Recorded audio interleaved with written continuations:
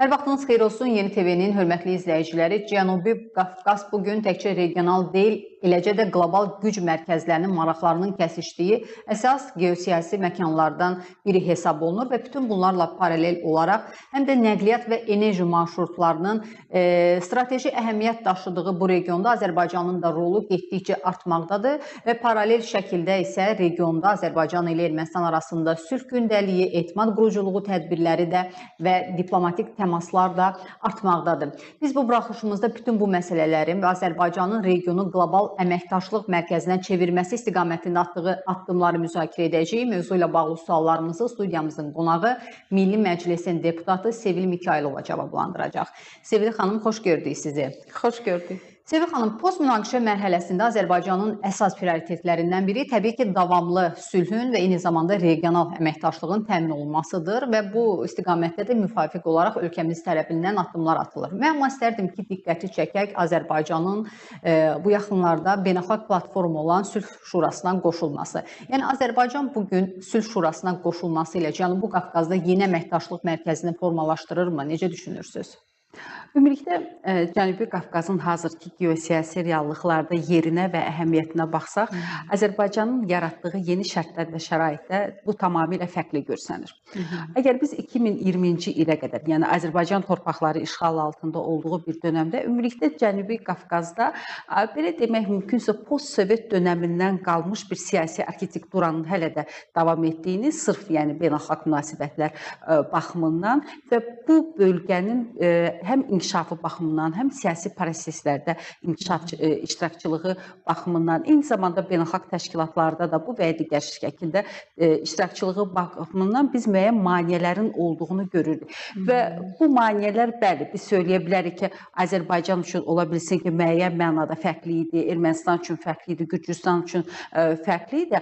Amma biz söhbət əgər hər tərəfli inklüziv iştirakçılıqdan gedirsə, bəli, biz söyləməliyik ki, bu məsələdə kifayət qədər sədlər var idi. Amma 2020-ci il Azərbaycanın tam və qəti qələbəsi 2023-cü ildə ümumilikdə biz suverenliyimizi bərpa etdikdən sonra Azərbaycanda söyləməliyik ki, tamamilə fərqli bir siyasi dönəmə daxil oldu Cənubi Qafqaz və Cənubi Qafqaz dövlətlərinin həyatında da yeni əməkdaşlıq konturları cızılmağa başladı. Və biz burada artıq dünyada gedən proseslər, digər dövlətdəki dəyişiklikləri də nəzərə almalıyıq. Məsələn, biz 2020-ci ildən sonra Birləşmiş Ştatlar və Azərbaycan arasında münasibətlərin soyuq bir fazaya daxil olduğunu zaman-zaman gördük və bu da Ağ Evin apardığı Cənubi Qafqazla bağlı kifayət qədər savadsız, bunu ayrı cür adlandırmaq olar, apolitik bir siyasətinin nəticəsi idi. Amma Trumpın hakimiyyətə gəlişi ilə ümumilikdə biz Ağ Evin siyasətində buna qədər öyrəşdiyimiz və düşünürük ki, kifayət qədər məqbul olan bir segmentin inkişafını gördük. Amma yenə də biz artıq bunu tamamilə fərqli və daha məhsuldar bir istiqamətdə inkişaf etdiyini gördük. Və ümumilikdə Vaşinqtonun Cənubi Qafqazda davamlı sülhün yaradılmasında birbaşa iştirakçılığı və maraq göstərməsi biz 8 avqustda Azərbaycan və Ermənistan arasında sülh müqaviləsinin paraflanmasını tarixi bir hadisə kimi dəyərləndiririk. Çünki 2020-ci ildən sonra gedən danışıqlar prosesində həm xarici təsirlər, təzyiqlər Ermənistana çox idi.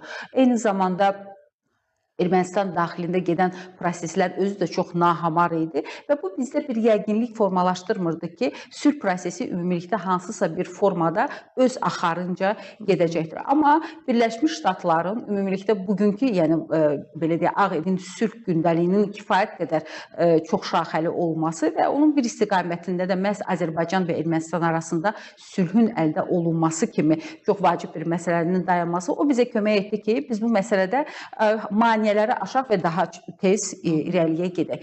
Və bu sülh müqaviləsinin paraflanması üçün də bir sıra şərtlər mövcud idi, bildiyiniz kimi. Bunlar da Azərbaycan və Ermənistanın razılaşdırdıqları müddəalarla bağlı məsələlərdə irəliləməsi idi. Və bu məsələlərdə də artıq biz məsələn Zəngəzur dəhlizinin açılması, kommunikasiyalar və konstitusiyaya dəyişikliyin olması, eyni zamanda Minsk qrupunun buraxılması məsələsi idi ki, bunlar da Vaşinqton görüşündən sonra artıq həllini tapdı və praktik mərhələyə daxil oldu. Yəni biz ötən ilin dekabr ayında artıq Minsk qrupunun buraxılması, hər iki dövlətin müraciətindən sonra kommunikasiyaların açılması ilə bağlı TRIP layihəsinin irəliyə aparılması Ermənistan ərazisində olacaq bildiyiniz kimi və Ermənistanda bir siyasi qərar qəbul olundu, konstitusiyaya əlavə olacaqdır. Və bu ümumilikdə bu proses dünyada bir sülh nümunəsini ortaya qoydu. Bəli, biz de facto sülhə nail olmuşduq, amma onun belə deyək ki, rəsmiləşdirilməsi üçün maneələr kifayət qədər idi. Amma avqust görüşündən sonra Birləşmiş Ştatlarda artıq biz sülh əldə olunması üçün bir nümunə ortaya qoyduq. Bu balaca bir məsələ deyil, 30 ildən artıq davam edən konflikt öz həllini tapdı. Azərbaycan işğal altında olan ərazilərini azad etdi, suverenliyini ölkə ərazisində bərpa etdi və biz əgər dünyada gedən proseslərə baxsaq, bu xarakteristikaya malik olan konfliktlər kifayət qədər çoxdur. Və Birləşmiş Ştatların sülh gündəliyində dayanan konfliktlərin həlli, müharibələrə son qoymaq, alovlanan konfliktlərin qarşısının alınması kimi addımların atılmasında təbii ki, Azərbaycan və Ermənistan nümunəsi xüsusi diqqət cəlb eləyirdi və bildiyiniz kimi Yaxın Şərq problematikası bu artıq uzun illərdir ki, bütün dünyanı narahat eləyir. İsrail və Fələstin arasında gedən münaqişə, Qəzzada son proseslərin alovlanması ilə düşünürəm ki, bəlkə də öz tarixində ən qanlı bir mərhələyə daxil oldu. Və belə bir dönəmdə Yaxın Şərqə sülhün gətirilməsi üçün Ağ Evin apardığı siyasət və bunun fonunda da yeni sülh şurasının yaranması ideyasına çıxış etməsi ümumilikdə, yəni sülhsevər ölkələr üçün düşünürəm ki, məqbul bir siyasi addım idi və çox təqdirə layiqdir ki, artıq bir zaman konflikt belə deyək, mərkəzi kimi tanınan, konfliktə ərazi kimi qəbul olunan bütün siyasi platformalarda, beynəlxalq platformalarda, yəni Azərbaycan tərəfi gedəndə işğal altında olan torpaqlarımızın məsələsini qaldırırdı. Biz 1 milyon qaçqın və məcburi köçkünlərimizin məsələsini qaldırırdıq.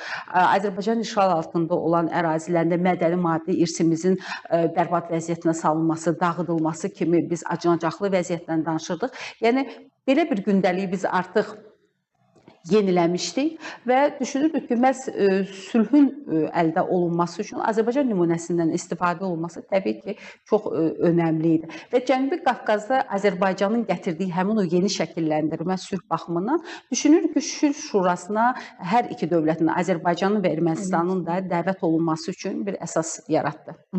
Və elə bugün Azərbaycan və Ermənistan arasında bilirik ki, diplomatik təmaslar da davam etdirilir və Cenevrədə Azərbaycan və Ermənistan Xarici İşlər Nazirlərinin müavinləri BMT İnsan Haqları Şurasının 61-ci sessiyası çərçivəsində bir araya gəldilər. Müxtəlif məsələləri müzakirə etdilər və burada təbii ki, əsas müzakirə olunan məsələlərdən biri də beynəlxalq platformalarda, çox tərəfli əməkdaşlıq platformalarında etimad tədbirləri mövzusuydu. Sizcə bu istiqamətdə konkret addımlar atılarsa, Azərbaycan və Ermənistan arasında sülh müqaviləsi üzrə danışıqlara müsbət impuls verilə bilər, ya necə? Təbii müsbət impuls verir. Bu cür görüşlərin olması, bu cür təmasların olması və onların davamlı sistemli şəkildə irəliyə aparılması çox vacibdir. Yəni biz əgər baxsaq, əslində biz söyləmirik ki, konflikt bu danışıqlar masasında həll oluna bilər də, amma ümumilikdə diplomatiya istiqamətində biz hər zaman qarşılaşdığımız problem məhz sistemliliyin olmaması idi. Yəni danışıqlar prosesinə son qoyulurdu, maraqlar yox idi. Mən Ermənistan tərəfini nəzərdə tuturam, danışıqlar prosesində mediator kimi çıxış edən tərəfləri nəzərdə tuturam ki, onlar sadəcə olaraq belə deyək, deklarativ bəyanatlarla çıxış edirlər. Sadəcə olaraq qrafika uyğun görüşlərin keçirilməsi, danışıqların keçirilməsi, nəticənin olub-olmaması onlar üçün önəmli deyildi. Bir çox hallarda isə ümumiyyətlə heç ona can atmırdılar. Və bu isə nəticə etibarilə bizim gördüyümüz həmin o müharibə şəraitinə gətirib çıxardı. O halda ki, yəni bundan da keçinmək olardı. Bəlkə problemi ayrı cür həll etmək olardı, amma görünür ki, tərəflər buna maraq da göstərmirdilər və prosesləri bax bu cür ləngidirdilər. Amma indiki dönəmdə məhz təmasların qurulması, yəni sülh kövrək bir prosesdir. Bunu biz niyə görə deyirik? Bəli, biz paraflamışıq sülh müqaviləsini. Bu deməkdir ki, biz onun mətnini bundan sonra dəyişməyəcəyik.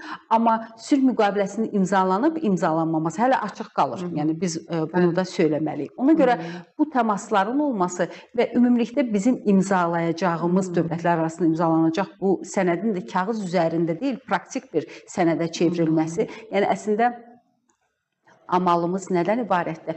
Biz sülhün hər bir vətəndaş tərəfindən, hər bir insan tərəfindən əks olunmasını, dərk olunmasını istəyirik. Və cənab prezidentin sözlərini xatırlatmaq istəyirəm. O son müsahibəsində çox maraqlı bir fikir səsləndirdi ki, biz sülh şəraitində yaşamağa öyrənirik. Və sülh şəraitində yaşamağa öyrənirik söyləməsi, yəni bu şuurlarda bir dəyişikliyin olmasıdır. İnsanların artıq sülhü belə deyək, beyinlərində qəbul etmələridir. Yəni bu çox vacibdir. Yəni biz bundan əvvəl nə görürdük? Ermənistan tərəfində Azərbaycana qarşı nifrət dilindən istifadə olunması, təhdid dilindən istifadə olunması, bu və ya digər şəkildə xüsusən beynəlxalq platformalarda Azərbaycana qarşı iş aparılması, burada həm diaspora tərəfindən fəallıq göstərilirdi, erməni lobbisi tərəfindən alınmış çevrələr var idi ki, onlar Azərbaycana qarşı iş aparırdılar və belə bir düşmən mühitində təbii ki, biz demirik ki, onlar bizim bütün işlərimizə mane olurlar əsla. Ancaq hər halda xoş olmayan bir münbit olmayan mühiti formalaşdırırlar. Bunu biz söyləməliyik. Amma bu proseslərin irəliyə getməsi isə bir çox kartları açdı. Yəni biz buna qədər beynəlxalq təşkilatlarda, yəni adlarını sadalamaqla qurtarmaz. Onlar elə bu gün də onu söyləməliyik ki, Ermənistana havadarlıq eləyirdilər. Sanki Dağlıq Qarabağ məsələsində onlar daha obyektiv mövqe tuturmuş kimi özlərini təqdim etmək, qələmə vermək istəyirdilər və biz təbii ki, biz mübarizə aparırdıq, sübut eləyirdik ki, bu belə deyil. Amma belə deyək ki, işimizin çox hissəsini bax bu sahəyə yönləndirmişdik. Amma biz indi artıq təmaslardan danışırıq. Qəbələdə baş tutmuş baş nazirlərin müavinləri səviyyəsindəki görüş də çox önəmli idi. Delimitasiya, demarkasiya prosesini irəliyə aparmaq üçün. Bu ümumilikdə davamlı sülhün yaradılması üçün əsas istiqamətlərdən biridir. Eyni zamanda söyləmək lazımdır, parlamentlər səviyyəsində də bu təmaslar artıq intensiv xarakter alır. Artıq biz Azərbaycan parlamentinin spikeri Sahibə xanım Qafarova ilə Ermənistan parlamentinin spikeri Alin Simonyan-Artın arasında təmasların olduğunu görürük, görüşlərin keçirildiyini görürük və bu görüşlərdə bilirsinizmi, konfliktalogiyada ümumilikdə izahatın aparılmasına çox böyük ehtiyac var. Amma biz post-konflikt dövrünü yaşayırıq və biz burada artıq sülh quruculuğu istiqamətində addımlarımızı atmalıyıq. Sırf bu rakursdan yanaşanda biz düşünürük ki, əlbəttə Xarici İşlər Nazirlərinin müavinləri səviyyəsində Cenevrədə keçirilmiş və mötəbər bir tədbirdə, məhz insan haqlarına həsr olunmuş bir tədbirdə keçirilmiş bu görüşün də böyük əhəmiyyəti var. Çünki biz zaman-zaman yersiz iddialarla da rastlaşırıq. Ermənistan özü tələb etmədiyi halda belə onun havadarları nə üçünsə bir ovuc cinayətkara azadlıq istəyirlər, onları fərqli təqdim etməyə çalışırlar və bu təəssüf doğurur təbii ki bizdə, amma bu bizi yolumuzdan döndərmir. Yəni biz onu da söyləməliyik, biz onsuz da haqq işimizi davam etdiririk. Sadəcə olaraq beynəlxalq birlikdə bu cür təsəvvürün və bu təxəyyülə yönəlik addımların atılması bizdə məyusluq hissi yaradır. Və bütün bunların fonunda artıq iki dövlətin rəsmilərinin müxtəlif sahələr üzrə bir araya gəlməsi, görüşlər keçirməsi, eyni zamanda daha üst səviyyədə olan həm cənab prezident, həm də Ermənistanın baş naziri arasındakı təmasların olması, bu həm də bu qüvvələrə bir cavabdır ki, biz sülh prosesini irəliyə aparırıq, amma siz bizi sülhdən yayındırırsınız. Və mən misal olaraq söyləmək istəyirəm ki, həmin o üzdənraq hadisələrdən biri çox təəssüf ki, Birləşmiş Krallıqların parlamentində baş verir. Bildiyiniz kimi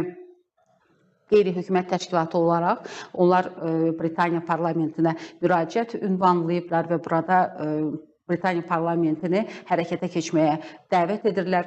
Biz kökündən bunu yanlış bir addım olduğunu söylüyürük və ümumilikdə bu çox lüzumsuz, heç kimin sağ ol deməyəcəyi bir addım olacaq. Çünki Azərbaycan və Ermənistan söylədiyimiz kimi artıq üst səviyyədə müxtəlif, yəni əvvəl bu cür təmaslar çox az baş tuturdu. Bildiyiniz kimi sadəcə olaraq ölkə rəhbərləri və Xarici İşlər Nazirləri səviyyəsində belə təmaslar olurdu. Amma indi bu təmasların səviyyəsi də genişlənibdir. Onların sayı da çoxalıbdır və tematik baxımdan da düşünür ki, sülhə yönəlikdir. Nəinki hansısa bir fikir ayrılıqlarının ortaya qoyulması və tərəflərin öz mövqelərindən geri çəkilməməsi ilə proseslərə bir lənglik gətirməsi. Ona görə də bu görüş təbii ki, təqdir olunmalıdır. Biz düşünürük ki, ümumilikdə bu cür təmaslar artacaqdır və mən yenə də diqqətinizi cəlb etmək istəyirəm ki, artıq cənab prezidentin də çağırışlarında Ermənistanla olan təmaslarda iqtisadi segmentində inkişaf etdirilməsinə çağırışlar var. Biz artıq Ermənistanla, yəni düzdür, hələ Zəngəzur dəhlizi təmir işləri ilə bağlı və müəyyən prosedurlar var ki, onunla bağlı 2028-ci ildə açılacaq. Amma biz bu dönəmdə belə mövcud kommunikasiya xətlərindən istifadə edərək Ermənistana bu və ya digər şəkildə təminatlar yollamışıq və düşünürük ki, bu cür təmasları da davam etdirmək lazımdır. Təbii ki, bu təmaslar da əbədi sülhə aparılan əsas addımlardan biri hesab etmək olar və bütün bunlara paralel olaraq bilirik ki, Ermənistan iyun ayında keçiriləcək parlament seçkilərinə hazırlaşır. Erməni mətbuatı isə yazır ki, seçkiyə Rusiya müdaxiləsi cəhdləri var və bununla bağlı hətta ölkənin Xarici İşlər Nazirinin Brüsselə məktub ünvanladığı da qeyd olunur ki, Avropa İttifaqından yardım istəyir Ermənistan və Avropa İttifaqı Ermənistana yardım edəcək. İlkin olaraq Rusiya dezinformasiyası cəhdlərinə qarşı olaraq hibrid sürətli reaksiya qrupunu göndərəcək. Daha sonra Avropa İttifaqının Ermənistanda mülki missiyası fəaliyyətə başlayacaq. Sizcə bütün bunlar Rusiyanın dezinformasiyasının seçkiyə müdaxilə cəhdlərinin qarşısını ala biləcək, yoxsa yox? Ümumiyyətlə, təxminlər budur ki, proseslər də onu göstərir ki, belə bir addımlar ola bilər. Yəni, təxminlər var. Niyə görə biz bunu söylüyoruz? Bugün hibrid şəkildə ölkələrin daxilində çaxnaşmalar salmaq istəyən qüvvələr mövcuddur və əgər biz nəzərə alsaq ki, Ermənistan hər zaman Rusiyanın diqqət mərkəzində olan bir dövlət olubdur, ərazi olub daha doğrusu və Rusiyanın orbitində olan bir ölkə idi və bugün Ermənistanın kifayət qədər cəsarətli addımlar atması, Ermənistanın müstəqil siyasi kurs götürməsi, Ermənistanın Rusiyanın siyasi konfrontasiyada olduğu, hər zaman siyasi rəqib hesab etdiyi Birləşmiş Ştatlarla işbirliyinə daxil olması, xüsusən ərazisində Birləşmiş Ştatların transmilli şirkətinin yerləşdirilməsi, TRIP layihəsinin Birləşmiş Ştatların əməliyyat şirkəti tərəfindən idarə olunması, yəni bütün bunlar təbii ki, Rusiyanı qane edə bilməz və Paşinyanın bu cür cəsarətli addımları artıq Rusiyada qıcıq yaradır və əgər onlar əvvəl bunu Ermənistanın suveren işidir kimi deyib, yəni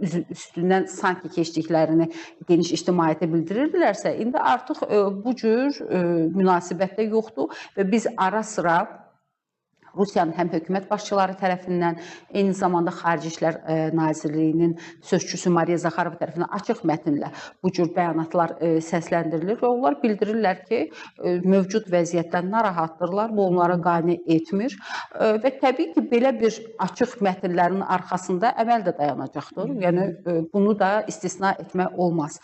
Ona görə də yəni mövcud şəraitdə təbii ki, gözləmək olar ki, Rusiya bu və ya digər şəkildə Ermənistanda gedən seçkilərə müdaxilə etsin. Yəni, belə praktika olub, əvvəllər də bu birinci dəfə deyil. Yəni, qonşu ölkə tərəfindən müəyyən ölkələrdə bu cür müdaxilələrin olması faktları da var. Ona görə də yəni yaxşısını hər halda Ermənistan bilir. Əgər onlar Brüsselə müraciət ünvanlayıb onlardan bu məsələdə dəstək istəyirlərsə, demək real özlərinə qarşı təhdidin olmasını bu istiqamətdə hiss eləyiblər. Və bunu xatırlatmaq yerinə düşər ki, bundan əvvəl Avropa Birliyi 140 milyon avroluq paket Ermənistana təqdim etdi. Məhz dezinformasiyalarla mübarizə istiqamətində kömək etmək üçün. Çünki Ermənistan seçkiyə hazırlaşır. Seçkiyə kifayət qədər az vaxt qalıbdır. İyunun 6-sında baş tutacaqdır, 6-sında ya 7-sində və belə bir yəni sıx qrafikdə işləmək üçün təbii ki, resursları da cəlb etmək lazımdır.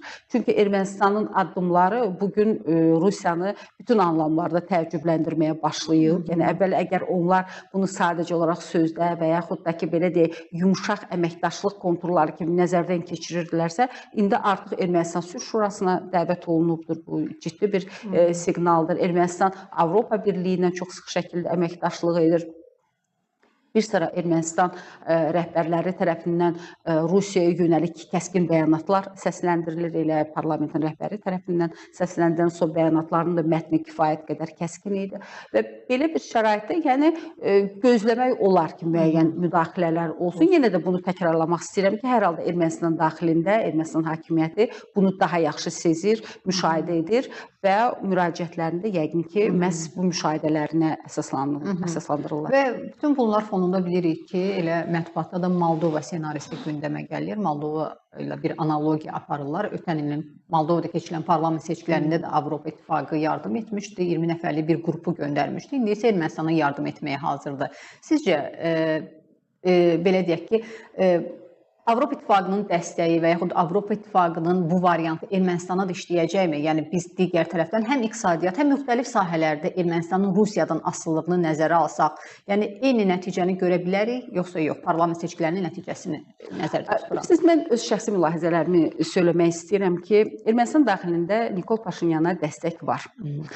Əgər belə olmasaydı, Nikol Paşinyan elə Ermənistan daxilində də kifayət qədər ziddiyyətli Ermənistan cəmiyyəti üçün addımlar atmaqdadır.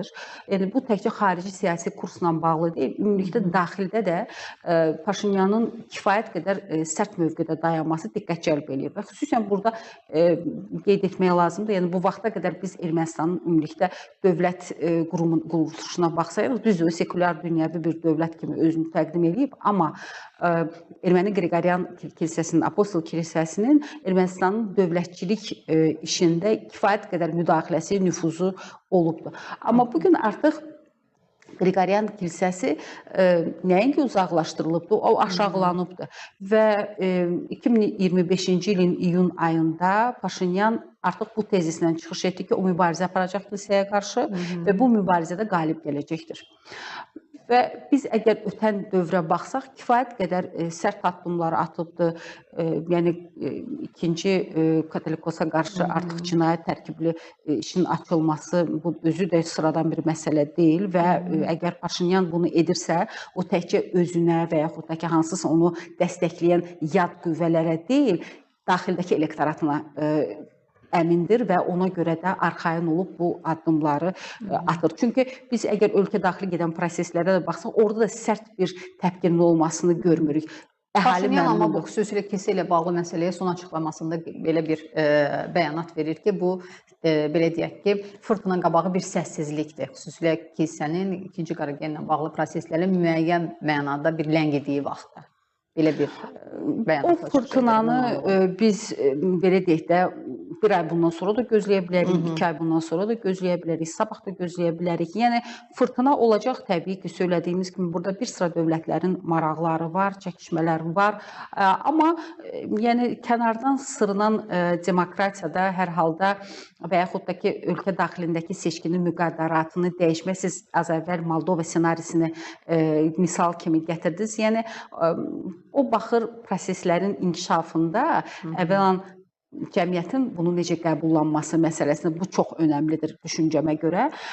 Çünki nə qədər də sırınsa, hər halda cəmiyyət bunu qəbullanmalıdır və qəbullanmayacaqsa, kənardan azacıq bir dəstəklə də nəticələri tam şəkildə fərqləndirmək mümkündür. Ona görə də həm də Rusiyanın dəstəklədiyi siyasi liderlərin artıq ölkə daxilində də bir nüfuzu yoxdur. Yəni bundan əvvəl Rusiyanın bir layihəsi var idi, Vardanyan, o Qarabağa göndərilmişdi. Amma onun sonu necə qutardı?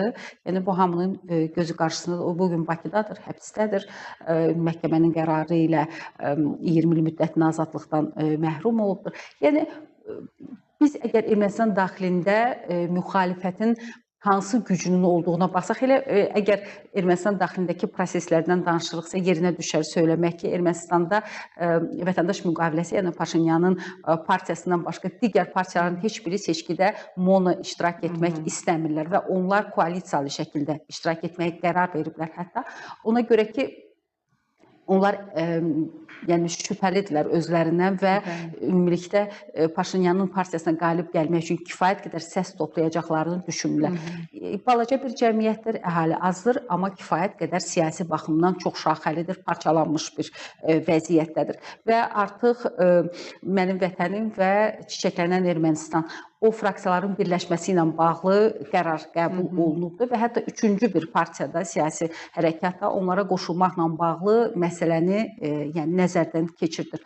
Və ümumilikdə belə bir fikir var ki, onlar koalisiya daxilində aparmasalar mübarizəni uduzacaqlar. Amma bu koalisiya nə qədər möhkəm olacaq və bu koalisiya daxilində olan partiyaların özlərinin siyasi baxışları nə qədər biri-birinə uyğundur və ümumilikdə qüvvələr balansında hansı belə deyək, pariteti yarada biləcəklər, onun özü də sual altındadır. Yəni hazırki anda real əgər seçkilər ədalətli keçiriləcəksə, yəni Ermənistan daxilində gedən rəy sorğusu da bunu göstərir ki, Paşinyanın rəhbərlik etdiyi partiyanın şansları daha yüksək qiymətləndirilir.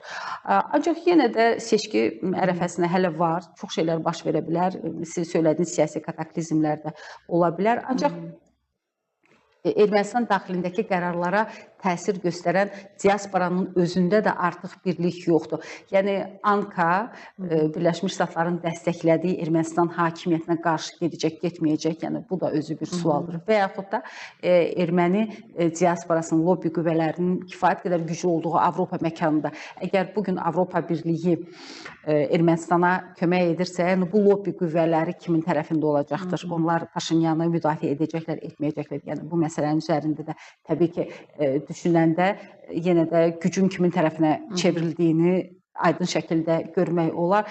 Bugün Rusiyanın özünün də başının Ukrayna müharibəsinə qarışdığı bir dönəmdə, yəni onun Ermənistan daxilində gedən proseslərə, seçki prosesinə müdaxilə etmək imkanları nə qədər olacaq? Yəni onlar bu vaxta qədər əslində belə deyək ki, ev tapşırığını etməli və Ermənistanda bir xarizmatik lider ortaya qoymalıydılar ya da siyasi lider. Ola bilər ki, seçki prosesi pozulsun, ola bilər ki, seçkilər ikinci raundda keçirilsin, yəni birinci raundda heç bir qalib olmasın, ikinci raundda keçirilsin.